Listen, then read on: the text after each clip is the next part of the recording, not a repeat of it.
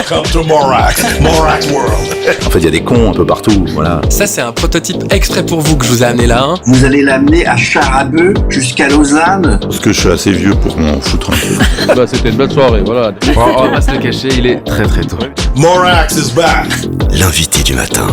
Jusqu'au 5 novembre, plongé dans l'atmosphère effrayante du retour des légendes de l'horreur au Chaplin's World. Soyez prêts à vivre des instants de terreur inoubliables en explorant les animations d'Halloween qui vous attendent dans les recoins les plus sombres du parc du Manoir de Bon à Corzier-sur-Vevey. Vous pourriez même avoir la chance, pourquoi pas, de croiser les monstres les plus emblématiques de l'âge d'or du cinéma et d'Hollywood. En famille ou entre amis, célébrer un Halloween qui promet d'être monstrueusement amusant. Pour vous, ce matin, Léo de Garrigues a rencontré notamment Eugène Chaplin, le fils de Charlie Chaplin, rencontre également avec Fabrice Lalour, le nouveau directeur de Chaplin's World, et Olivia Baliguet, la responsable de la communication, qui vont revenir dans un instant sur cet événement Hollywood Monster. Bonjour Léo de Garrigues. Salut Philippe. Alors là, c'était très sport finalement de se rendre au manoir de Bon pour vivre ce Hollywood Monster. Beau moment, hein, parce que c'est un endroit magique quand même. Hein. C'est un endroit magique, hein. Il y a le parc, il y a le studio hollywoodien, le manoir, et le parc, oh là là, ça fait peur. Et le parc est aménagé donc pour Halloween avec un parcours de 9 zones qu'on traverse et qui font plus ou moins peur. Et oui, il faut avoir un bon cardio pour passer ces étapes-là, quoi. Voilà, donc, mais on rassure tout le monde, on peut y aller avec les enfants, il n'y a pas de souci, ils ne vont pas faire des cauchemars la nuit, il n'y a pas de problème. Exactement, c'est complètement adapté aux enfants. Il y a une ou deux zones qui m'ont un peu effrayé, mais globalement, ça allait pour moi. Pour les plus jeunes, c'est très adapté. C'est super, c'est assez immersif en fait. On prend le temps, on se balade, on se promène, et puis c'est des bons endroits avec certaines zones un peu effrayantes quand même, mais il en faut pour tous les goûts. Bon, c'est une pierre du coup parce qu'on peut faire la visite du musée, qui est là évidemment ouvert toute l'année, et en même temps profiter de ce petit plus. En période de vacances, c'est idéal. Hein. Exactement, le billet d'entrée comprend les entrées dans les trois zones, hein, le parc, le studio, le manoir. Il faut aller visiter le manoir si on ne l'a pas fait, il faut aller faire le tour du studio, c'est une sacrée promenade avec notamment les statues du musée Grévin, avec tous les proches de Charlie Chaplin qui sont en cire, et la visite, on peut finir par la visite du parc avec le parcours Halloween, spécial Halloween, qui vaut le détour. Hollywood au Chaplin's World est devenu presque une tradition incontournable. Hein. C'est un événement marquant pour le musée. Et pour en savoir plus, justement, pour cette édition, Léo de Garrigues, vous avez rencontré Fabrice Lalour, qui célèbre son premier Halloween au Chaplin's World. C'est le nouveau directeur des lieux. Et il va vous détailler l'organisation de l'événement et comment il parvient à relayer finalement Halloween à la carrière de Charlie Chaplin. Et puis de plus, vous avez aussi tendu votre micro à Olivia Baliguet, qui est présente le programme et le parcours justement de ce Hollywood Monster 2023 spécialement conçu pour cette occasion. C'est un événement incontournable en effet pour le musée. On cherche à apporter des événements et des animations tout au long de la saison, et évidemment c'est un incontournable pour les familles et les enfants. Donc en fait, on a recréé tout un parcours dans le parc de Chaplin's World sur le thème des monstres d'Hollywood classiques. Donc vous allez retrouver Dracula, le monstre de Frankenstein, les sorcières, les squelettes, des vampires, enfin vraiment les classiques du cinéma de l'époque.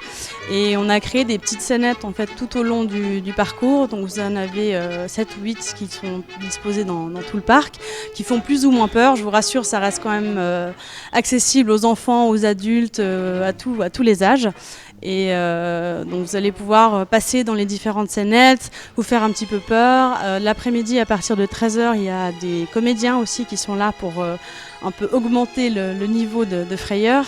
Et donc voilà, c'est un peu le parcours qu'on a créé dans le parc. Alors c'est vrai que c'est un événement américain, c'est vrai que c'est une grande fête dans les incontournables aux États-Unis, donc évidemment c'était également un temps fort pour la famille Chaplin sur cette période, donc c'était aussi évident de le décliner, et puis il se trouve que sur la Suisse c'est un événement qui est très peu porté et qu'on a cherché à développer. Alors c'est vraiment surtout fête très familiale, il y a beaucoup de familles qui viennent avec leurs enfants, avec les grands-parents, avec les cousins, les cousines, c'est vraiment ils viennent en couple, ils viennent beaucoup déguisés également, donc il y a vraiment les enfants qui jouent le jeu, qui viennent déguisés, qui font les parcours, etc. Il y a pas mal de petits cris qu'on entend résonner ici et là, donc ça fait quand même, on sent que ça fait peur comme on le souhaite. Et l'atelier de courge a beaucoup de succès, on a beaucoup d'enfants qui se baladent avec leur courge sous le bras à la fin de la journée, ils sont tout contents d'avoir pu créer quelque chose pour se souvenir en fait de leur passage ici. Alors ça reste un gros préparatif, même si ça fait plusieurs saisons maintenant que Chaplin's World le propose. Il faut s'y prendre des mois à l'avance parce que des commandes se préparent par anticipation, près de 6 mois avant. Il faut recruter des comédiens, il faut recréer des décors, et puis chaque année il faut se renouveler, donc il faut apporter du neuf. Donc ça demande en effet près de 6 mois de préparation. Presque 6 mois de préparation pour ce Hollywood Monster. Est-ce que vous avez testé la sculpture sur la courge? Je n'ai pas sculpté, j'ai fait tout sauf ça. Je ne suis pas reparti avec ma courge. Bon, quoi qu'il en soit, c'est un bon moment, c'est jusqu'au 5 novembre, c'est l'occasion effectivement de revisiter, parce qu'on ne s'en lasse pas. Chaplin, l'univers de Chaplin est extraordinaire. Alors ça, c'est une chose. Puis Oui. j'ai presque envie de dire que finalement, c'est deux choses qui bon, ça va bien ensemble, mais ça n'a rien à voir. Ça n'a rien à voir. On peut faire des micro-liens parce qu'il y a un film, notamment Monsieur Verdoux, où Chaplin met en scène un personnage un peu effrayant qui assassine ses conquêtes après leur avoir pris de l'argent. Mais globalement, la carrière de Chaplin n'est pas du tout liée à l'horreur et à la peur. Mais c'est quand même un bon moment pour les enfants de découvrir à la fois la filmographie de Charlie Chaplin, puis le parcours Halloween. Voilà, d'une pierre deux coups, on profite d'un bon moment. Ouais, et on en parlera de ça, justement, de ce lien entre Chaplin, sa famille, le manoir de Ban et Halloween. Ça sera dans un instant avec Eugène Chaplin, le fils de Charlie Chaplin, que vous avez rencontré, Léo de Garrigues. C'est dans un instant. Welcome to Morax World. L'invité du matin. Alors mon invité ce matin, c'est mon collègue chroniqueur de sport d'habitude qui s'est intéressé à Charlie Chaplin et qui a eu l'occasion d'aller visiter dernièrement le manoir de Ban. Magnifique endroit sur les hauts de Vevey qui surplombe le Léman et toute cette belle région, là où se trouve donc la fameuse maison de Charlie Chaplin et le fameux musée Chaplin's World où se déroule jusqu'au 5 novembre prochain, on vous le rappelle, Hollywood Monster pour fêter Halloween comme il se doit, avec des monstres un petit peu partout. Vous avez fait le parcours, vous avez 2-3 anecdotes sympas, vous avez parcouru un peu cet endroit, on va dire, bien fichu quand même, il faut bien le dire. Oui, c'est bien fait, c'est assez immersif en fait. Il y a une nouveauté cette année, c'est le cocon des araignées, donc on se balade à travers des toiles d'araignées. Moi j'ai un peu peur des araignées, c'est pas trop effrayant pour ceux qui en ont vraiment très très peur. J'avais quand même on m'avait prévenu qu'il y avait des comédiens qui pouvaient surgir à tout moment. Je vous dis pas s'ils ont été là ou pas, mais globalement, voilà, il y a des petits passages qui font un peu peur, d'autres moins. À la fin, on finit par la mine abandonnée où des loups-garous sont censés vous sauter dessus à des moments, vous surprendre. Ouais. Moi j'y suis allé avec un ami, on est sorti juste avant que les comédiens arrivent, on les a croisés en arrivant, on a croisé 2 petits loups-garous qui arrivaient avec des petites baskets et qui nous ont dit bonjour. Il y en a un qui nous a dit bonjour, l'autre était déjà dans son personnage, nous a dit voilà. il nous parlait en loup-garou. Okay. Et voilà, donc les différentes zones sont assez immersives, on s'y retrouve bien. Vous n'avez pas rencontré que des loups-garous, vous avez rencontré un sacré bonhomme, puisque Léo de Garrigues, vous avez eu la chance de croiser sur votre chemin dans cette visite Eugène Chaplin, le fils de Charlie Chaplin. Et lors de cette rencontre, vous lui avez posé une question cruciale. Quelle émotion suscite cet événement Hollywood Monster au manoir de Ban?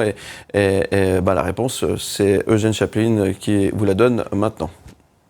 C'était surtout avec ma mère. C'était ma mère qui aimait Halloween. C'était la fête des sorcières. Et on fêtait Halloween toutes les années. Bon, c'était avec une courge. On découpait une courge, on mettait une bougie à l'intérieur, puis on la laissait toute la nuit brûler dans le corridor au manoir ici. Et voilà, bon, mais c'est vrai que c'est formidable de voir toutes les familles qui viennent ici et qui visitent ce parcours. Bon, elle a répondu à plusieurs questions en même temps. Le lien entre Chaplin, Halloween et qu'est-ce que ça lui faisait de voir un peu ce monde qui vient finalement visiter là où il a grandi. Et émotionnellement, ça doit faire quelque chose. Oui, exactement. Et puis c'est un grand honneur de rencontrer un monsieur comme ça, fils de Charlie Chaplin. Il y a des petits films qui sont diffusés, qui ont été filmés par Oona, la mère d'Eugène, qui sont diffusés un peu dans le musée lorsqu'on visite le manoir. Eugène, on le voit à des repas de famille où on voit Charlie à côté, qui d'ailleurs fait souvent le pitre.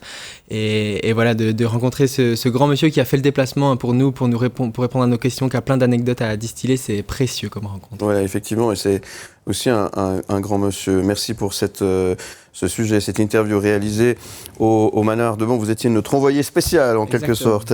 Un petit quiz Chaplin, ça vous tente? Oui, j'ai révisé, j'ai fait la visite. Vous avez révisé. Quelle année est né Charlie Chaplin? En 89. 1889, oui. Un 16 avril 1889, pour être précis. C'est un bélier, effectivement. Quel est son vrai nom, Charlie Chaplin? Oh, je l'ai pas celui-là. Non. Allez, vous avez le choix. Charlie Spencer Chaplin, Charles Chaplin Spencer ou Charles Spencer Chaplin. Le troisième. Non, c'est le premier. C'est Charlie Spencer Chaplin. Quel film satirique tourne-t-il en 1940 ? Le dictateur, bien sûr. Un dictateur qui avait effectivement fait beaucoup parler. Et c'est une des raisons pour lesquelles il est venu en Suisse d'ailleurs. Oui, exactement. Refuser son visa lui a été annulé aux États-Unis. Il a dû s'exiler en Suisse. Effectivement. Combien de films en couleur a-t-il réalisé ? Waouh, ouais, trop dur ça comme question. Moi, je dirais. J'aurais dit 2-3. Non, c'est un. Un seul. Juste un film, effectivement. Lequel de ces films est en couleur, justement ? Les temps modernes, l'opinion publique ou la comtesse de Hong Kong ? La comtesse de Hong Kong. Oui, bonne réponse. Le dernier écrit au manoir, d'ailleurs. Effectivement. Mais dis donc, il est incollable. Hein. Avec quoi danse-t-il dans le film La ruée vers l'or ? Des oranges, des carottes ou des petits pains ? Des petits pains ? Oui, en fait, il plante des fourchettes dans des petits pains comme ça, puis il fait tout un truc, c'est super connu. Donc ça, c'est dans La ruée vers l'or. Et puis une dernière question. Quelle prestigieuse récompense reçoit-il en 1972 ? Un Oscar d'honneur, un César d'honneur ou les Golden Globe d'honneur ? Un Oscar d'honneur avec un discours émouvant diffusé dans le musée. Il est incollable, bravo. Vous n'avez absolument rien gagné, mais en tout cas, bravo, ça fait plaisir. Vous avez bien révisé, mon cher Léo de Garrigue. Le Chaplin Sword, alors, en ce moment, c'est Hollywood Monster jusqu'au 5 novembre, mais il se passe des choses toute l'année. Hein. Oui, il y a des événements toute l'année, et surtout, il y a la visite des studios hollywoodiens, du manoir. En continu, on peut y aller quand on veut. Ouais, et puis Fabrice Lalour vous parle également des autres activités qui vont se dérouler tout au long de cette année, justement, au Manoir de Ban. Toute la saison sur Chaplin's Ford est rythmée par des événements. En effet, celui-ci en est un temps fort, mais on va accueillir d'ici peu de temps maintenant Noël, à compter du 2 décembre, et ça jusqu'au tout début janvier, où on aura un autre univers, plus féerique évidemment, encore sur un thème familial, parce que c'est ce qu'on cherche évidemment à avoir sur le site. Et là, on va découvrir des bulles de Noël féeriques, des bulles géantes qui font près de 3 mètres de haut, dans lesquelles on va retrouver des automates sur la thématique de Noël. Après, on retrouvera à partir d'avril, à partir du 29 mars précisément, et ça jusqu'au 14 avril, la thématique du cirque, chère à Chaplin aussi, qui était fan des arts circassiens. Donc on va retrouver également cet univers, et on commence déjà à y travailler pour la saison prochaine, avec un tout nouveau spectacle, puisque ça sera notre 2e édition avec le cirque Starlight. Et à compter du 1er mai, cette année, nous aurons une exposition, comme nous le faisons chaque année, qui sera sur la thématique de De Funès, où on fera rencontrer 2 génies du cinéma, 2 génies du comique, et De Funès était absolument fan de Chaplin, d'où ce clin d'œil, puisqu'il s'en est beaucoup inspiré, et on verra tous ces clins d'œil dans le cadre de l'exposition qui tiendra jusqu'au 1er septembre de cette année. Bon, on n'a pas fini d'en parler, hein.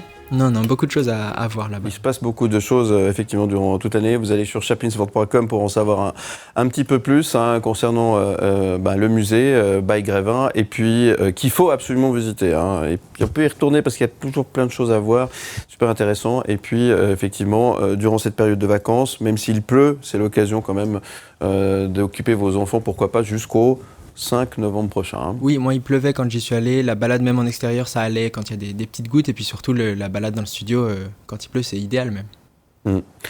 Et puis rappelons que c'est quand même un endroit historique, mythique et incroyable. Ça se sent quand on y est. Voilà, et ça se sent quand on y est. Merci beaucoup Léo de Garrigue. Merci Philippe. M-Media.